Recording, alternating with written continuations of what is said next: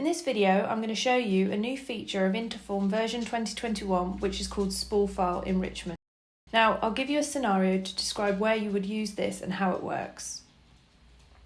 If we look at a typical document, in this case, it's an invoice type document where you've got heading information at the top, where the address appears here, some additional text here, and then further down the page, you've got a column headings line with the detail lines underneath in the middle of the page, and then you have the footing at the bottom.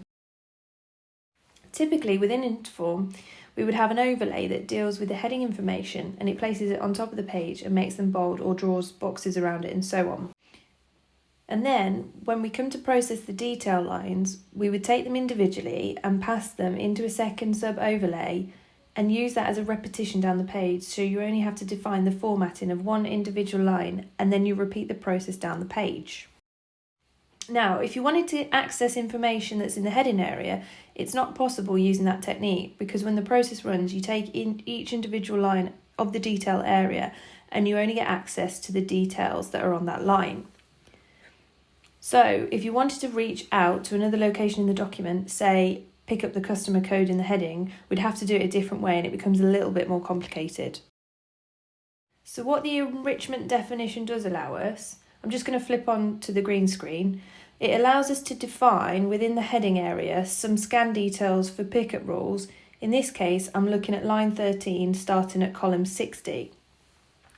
Anything that contains a slash, I'm going to pick up the value that's at position 57 before characters.